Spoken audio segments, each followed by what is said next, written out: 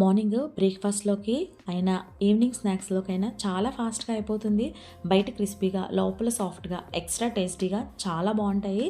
తప్పకుండా ట్రై చేయండి. చాలా తొందరగా కూడా రెడీ అయిపోతాయి. ఇక్కడ నేను 1 గ్లాసు మినపప్పుని రాత్రంతా నానబెట్టుకున్నాను. టైం లేదు అనుకున్న వాళ్ళు 2 గంటలు నానబెట్టుకున్నా సరిపోతుంది. ఈ మినపప్పుని మిక్సీ జార్లో వేసి రుచికి సరిపడా సాల్ట్ వేసి కొంచెం కొంచెం వాటర్ చూసి వేసుకోండి. మెత్తగా మిక్సీ పట్టుకోవాలి. ఇందులో కొంచెం జీలకర్రను కూడా వేసి బాగా కలిపి మరుగుతున్న ఆయిల్లోని వేసి మీడియం ఫ్లేమ్ మీద తిప్పుతూ ఫ్రై చేయాలి. కొంచెం టైం పడుతుంది, ఎందుకంటే ఇది మినపప్పు కదా, కొంచెం మనకు ఆ బ్రౌన్ కలర్ రావడానికి ఒక 5 మినిట్స్ లేదా 7 మినిట్స్ టైం పడుతుంది. ఇది కలర్ కూడా వచ్చిన తర్వాత ఆయిల్ నుంచి తీసేయాలి. ఇది కనుక మీకు నచ్చితే కమెంట్ సెక్షన్లోని చెప్పండి.